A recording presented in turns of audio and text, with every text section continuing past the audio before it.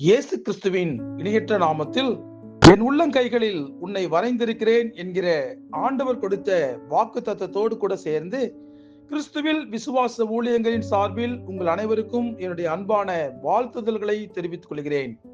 இன்றைய நாளுக்கான golden apple சங்கீதங்களின் புஸ்தகம் 27 சங்கீதம் 4 வசனம். கர்த்தரிடத்தில் ஒன்றை நான் கேட்டேன், அதையே நாடுவேன். இந்த செய்தியின் தலைப்பு, ஒன்றை மட்டும் ஆண்டவரிடம் கேளுங்கள். எல்லோரும் கூடி ஜெபிக்கிற ஒரு ஜெப வேளையில் ஒரு ஜெப குறிப்பை கொடுத்து யாராவது ஒருவர் ஜெபியுங்கள் என்று சொல்லி கேட்டால் உடனே ஒருவர் ஜெபிப்பார். அப்படி ஒருவர் ஜெபிக்கும் போது கொடுத்த ஜெப குறிப்புக்காக மாத்திரம் அவர் ஜெபிக்காமல் அவர் கன்னியாகுமரி தொடங்கி காஷ்மீர் வரைக்கும் சென்று வருவார். எந்த முக்கியமான ஜெப குறிப்புக்காக அவரை ஜெபிக்க சொன்னோமோ அதுவே எல்லோருக்கும் மறந்துவிடும். இன்றைக்கு நம் எல்லோருடைய ஜெபமும் அப்படிதான் உள்ளது. ஆண்டவரிடம் கேட்பதற்கு மிகப்பெரிய பட்டியலை நாம் தயார் செய்து வைத்திருக்கிறோம். பெரும்பாலும் அவை புலம்பல்களின் பட்டியல்தான். ஆனால் பரிசுத்த வேதாகமத்தை வாசிக்கும் போது ஆண்டவரை நோக்கி ஜெபித்தவர்கள் எல்லோருமே தங்களுக்கு தேவையான மிக மிக முக்கியமான ஒரே ஒரு ஜெப குறிப்பை ஆண்டவரிடம் சொல்லி அவைகளை பெற்றும் கொண்டார்கள். இந்த உலகத்தில் எல்லா பிரச்சனைகளையும் சந்திக்க வேண்டும் என்றால் கண்டிப்பாக அதற்கு ஞானம் தேவை என்பதை உணர்ந்து சாலமோன் ஞானி ஆண்டவரிடம் ஞானம் மட்டும் வேண்டும் என்று கேட்டார். தனக்கு தேவை பார்வைதான் என்பதை நன்கு உணர்ந்த பிறவி குருடனான பர்திமேயு ஆண்டவர் அவனை பார்த்து, நான் உனக்கு என்ன செய்ய வேண்டும் என்று கேட்டபோது தான் பார்வை அடைய வேண்டும் என்கிற ஒரே ஒரு ஜெப குறிப்பை ஆண்டவரிடம் வைத்தான். ஆண்டவர் மூலமாக பார்வையை பெற்றுக் கொண்டான். இன்று நம்மை பார்த்து ஆண்டவர் இந்த கேள்வியை கேட்டிருந்தால் உடனே நாம், ஆண்டவரே, நாங்கள் அமெரிக்கா போக வேண்டும், எங்களுக்கு அழகான கார் ஒன்று வேண்டும், மிகப்பெரிய பங்களா ஒன்று வேண்டும் என்று பல விண்ணப்பங்களை ஆண்டவரிடம் வைத்திருப்போம். அதே சமயம் ஆண்டவரிடம் மற்றவர்களுக்காக விண்ணப்பங்களை வைப்பவர்களும் இருக்கிறார்கள்.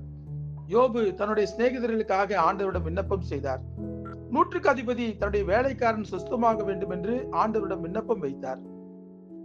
ஆண்டவர் அவருடைய ஜெபங்களுக்கும் பதில் கொடுத்தார்.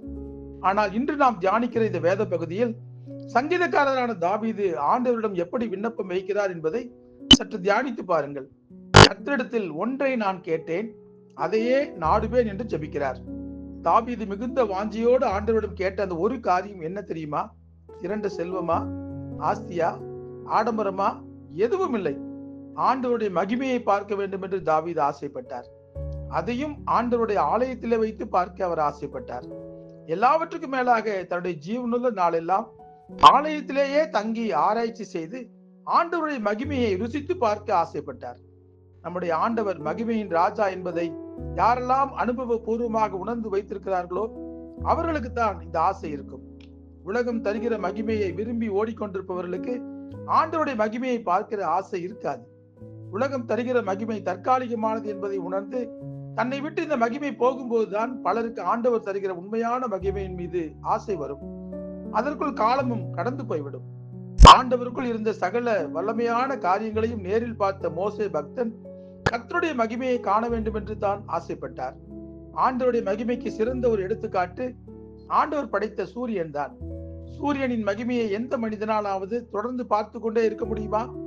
ஆண்டவர் படைத்த சூரியனையே தொடர்ந்து நம்மால் பார்க்க முடியாது என்றால் ஆண்டவரை தொடர்ந்து பார்ப்பதற்கு நமக்குள் எப்படிப்பட்ட விசேஷித்த தகுதிகள் இருக்க வேண்டும் என்பதை யோசித்து பாருங்கள்.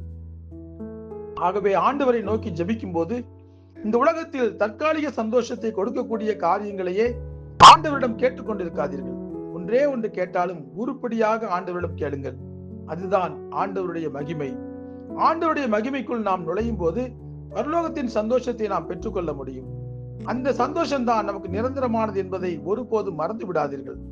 அவருடைய உள்ள கைகளில் வரையப்பட்டிருக்கிற நாம் அவருடைய மகிமையை பார்க்க வாஞ்சிப்பவர்களாக இருக்க வேண்டும். ஜெபிப்போமா? அன்புள்ள ஆண்டவரே, எங்களுடைய வாழ்க்கையில் உம்மை நோக்கி ஜெபிக்கும் போது எவ்வளவோ காரியங்களை உம்மிடத்திலே நாங்கள் கேட்கிறோம். ஆனால் உம்முடைய மகிமையை நாங்கள் பார்க்க வேண்டும் என்கிற ஒரு வாஞ்சையோடு கூட உம்மை நோக்கி நாங்கள் ஜெபிக்கும் போது அப்படிப்பட்ட ஒரு காரியத்தை கேட்பதற்கு எங்களுக்கு கற்றுக் கொடுங்க.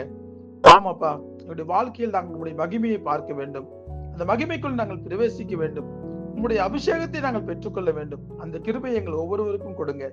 இயேசு கிறிஸ்து என்கிற வல்லமையுள்ள நாமத்திலே ஜெபிக்கிறோம் நல்ல பிதாவே. ஆமேன், ஆமேன்.